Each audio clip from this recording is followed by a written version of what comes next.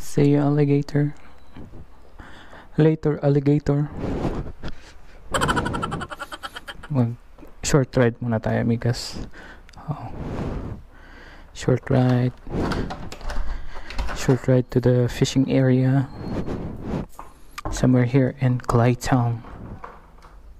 Okay.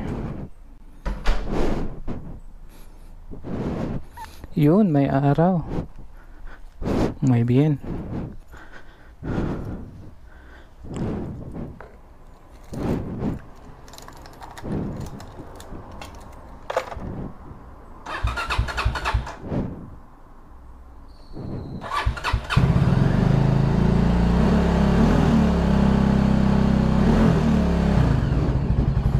Okay.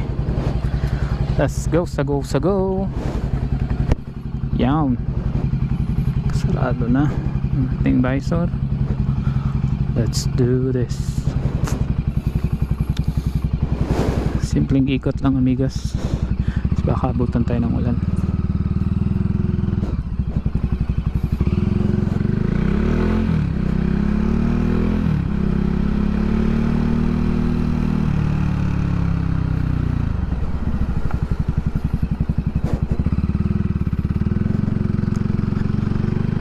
Okay.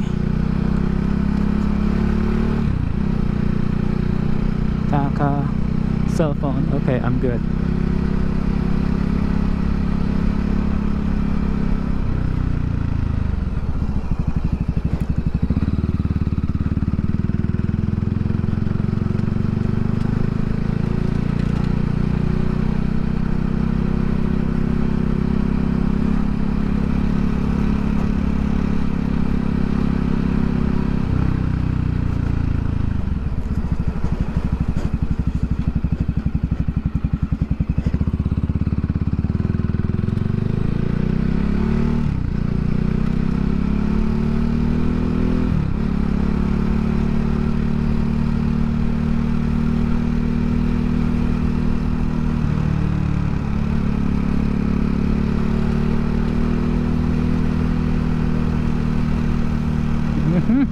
Kailaw pa sila.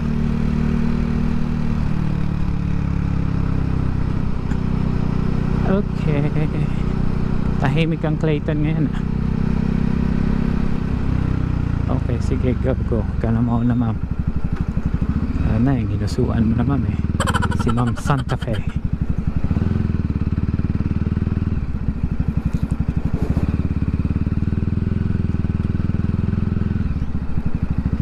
Santa Fe, so that's in English is a saint fate. Pag ganun pa eh.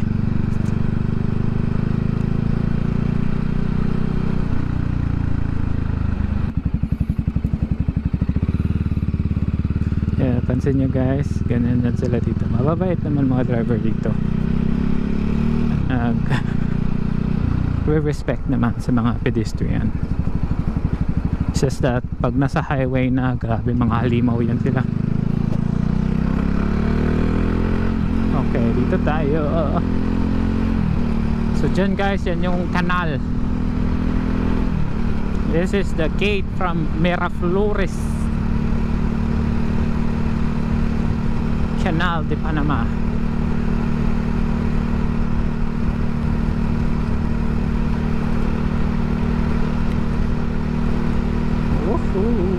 Yes. So nakalabas tayo ngayon guys kasi break ng ating mga estudyante ngayon for 2 days and 1 week kasi term break nila. So naka luwag-luwag tayo, nakalabas tayo for today. 40 days video. Yeah.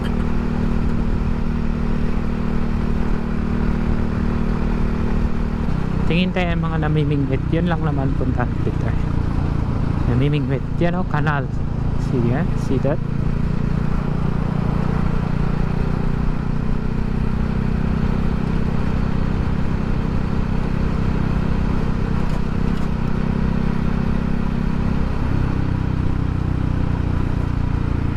May lake kasi dito eh.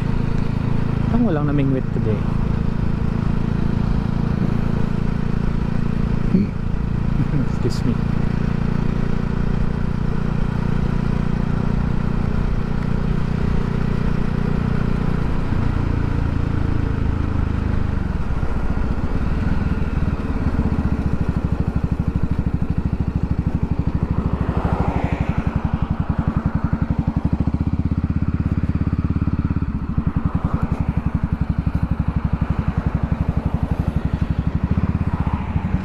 Mga wild ducks, oh.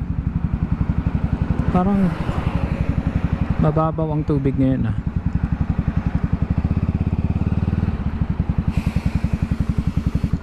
Okay.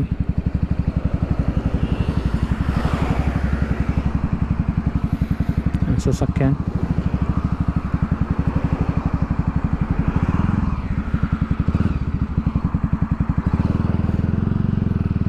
Tingin na lang tayo dun sa ano, sa kanal.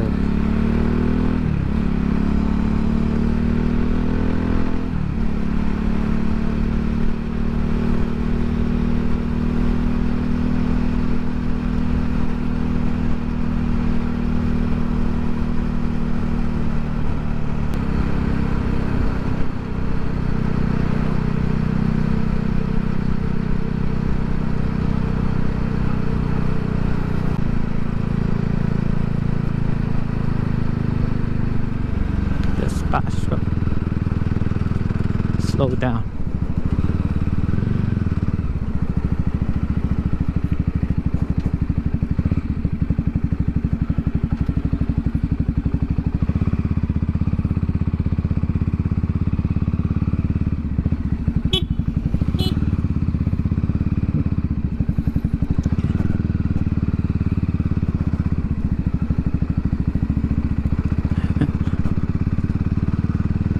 Okay. Ay, wala ngayon, ah.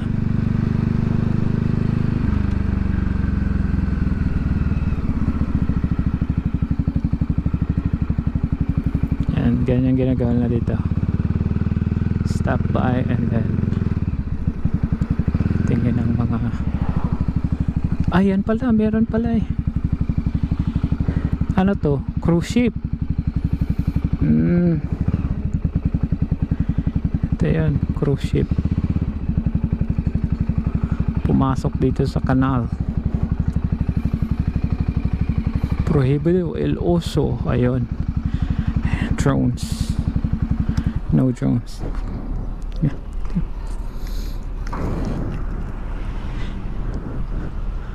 Ah, nice, nice.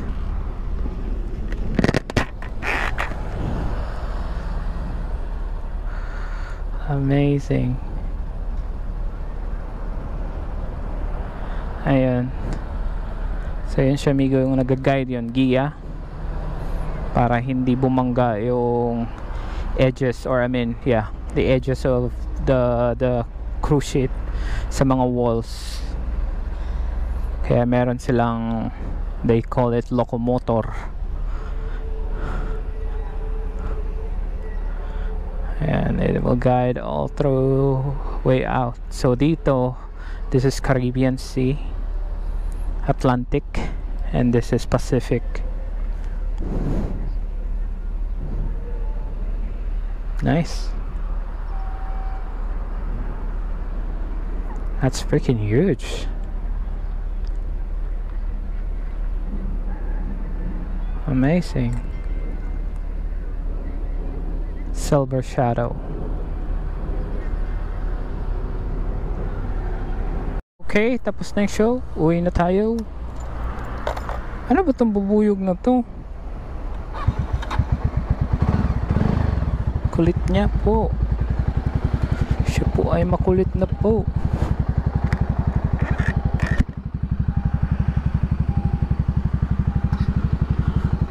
Okay po. Uwi na po tayo.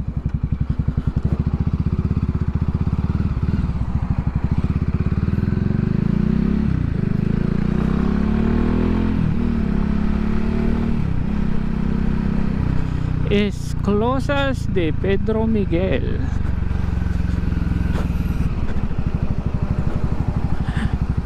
Dito tayo.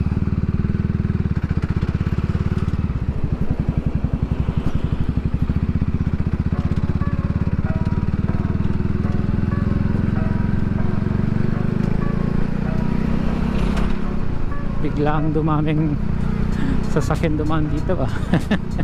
Lahat ng mga nagtambayan kanina dun, dito na sila.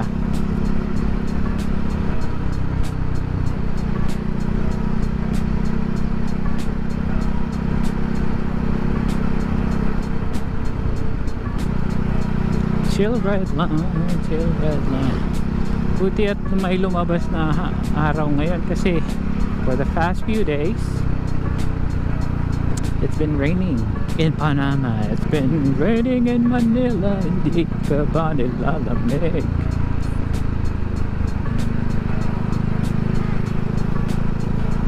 Yeah. Maliit lang tong Panama guys, kaya kung mag-loop ka, Panama loop, hindi ka abutin 2 araw. Sobrang mas malayong malaki pa yung Luzon. Maliit lang talaga siya.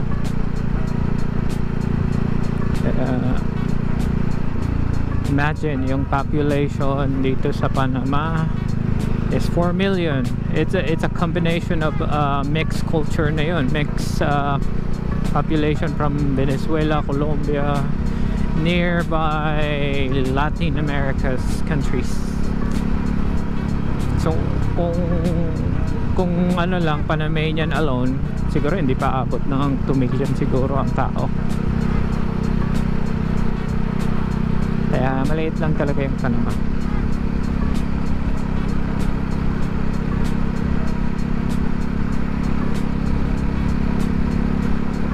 Gusto ko nga gawin yun someday. Since hindi ko man nagawa sa Pilipinas, mag-Philippine loop.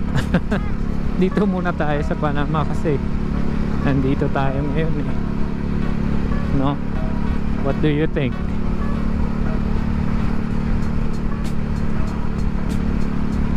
What do you think, amigos? No? Panama loop. Mukhang maganda yung pakinggan na Panama loop. And then after sa Panama, outside tayo.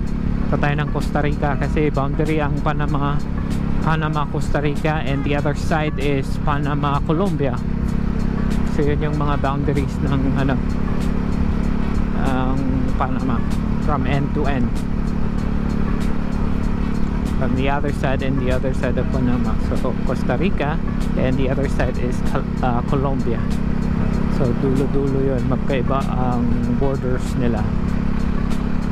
Pero I think we don't need to have a visa to visit Colombia nor Costa Rica. Let's see, let's find out. Pero from what I heard, yeah, sarap mo to rin nun, kayang-kaya lang.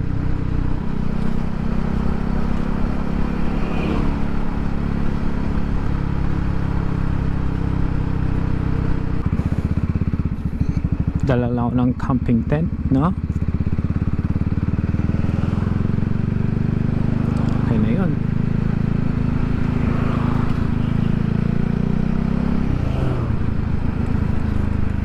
Kaso lang kasi yung problema lang, amigos, no? Hindi tayo, yun yung the reason why na hindi ko nagagawa na mag-travel ng medyo malayo dito sa Panama kasi hindi tayo fluent sa Espanyol, amigos. Mabebenta pa tayo sa Espanyol. Although kung mahina sila magsalita, mabagal, maintindihan ko, pero pag mabilis, sobrang hirap. Kasi alam mo yun, para silang tami magsalita. Parang kinakagat nila yung dila nila pag nagsalita sila. Parang like yung estamos, pagbasahin natin estamos yun, sa kanila estamos. Diba ganun, estamos. So para silang tami talaga magsalita. So kung hindi ka aware on how they try to pronounce words, ma-lost ka talaga. That's the only thing about sa siguro yung nag-ano ako, nagsa-second thought ako of, you know, traveling around Panama because hindi tayo fluent sa Espanyol pa.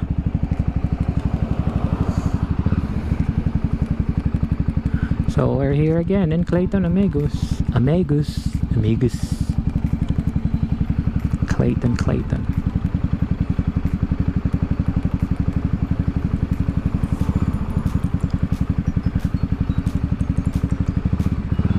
Okay, let's go.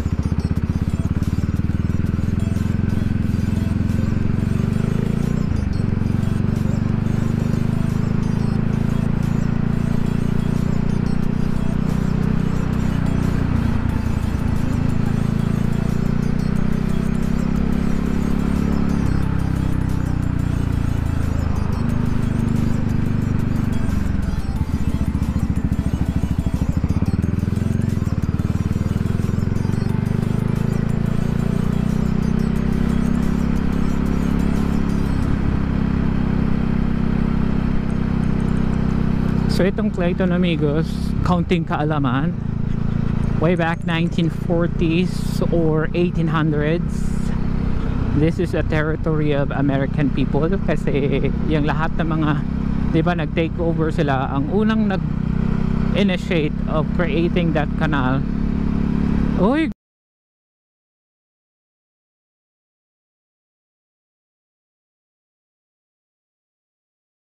oh, nice kombi. So yun, so ang nag-create, nag-start, nag-initiate, nag-start ng pag-create ng Panama Canal ay French people, di ba? So they created that, and then dahil sa mga issues with malaria and everything, maraming namatay, so nag-give up ang mga French, and then the Americans took over the creation of canal. So yan na yun. So that's why they created this community and this place. They called it Clayton. So pagmamayari ng mga Amerikano to during that time. So walang sino man pwedeng makapasok dito aside from workers na mga Panamanian, yun lang. And if you're not American, you cannot enter this place. Not until na the year 19 ano yata 1999, yeah, na turnover na ito sa Panamanian government. So yun na yung time na naging ano na ito sa government ng Panama, sinurrender na nila. So yun, kaya mostly yung nagmamayari ng mga bahay dito yung mga Amerikano pa din na nakabili kasi binenta ng government ito, open for selling for everyone. So yun, kaya itong pagmamayari, itong may-ari nito, bahay na ito na tinitirahan namin, and I'm currently managing this place, ay Amerikano, si Elder Kemp. They are a missionary in our church and they're very good people. So yun, dito kami tumira ngayon, and since nasa US sila, so gagawin na lang visit na lang dito sa Panama. Kaya kailangan nila ng tao na merong mag-asikaso sa kanilang property, and that's me. And so thankful na kahit pa paano nagkaroon ako ng pinagkakaabalahan dito sa Panama. Yun.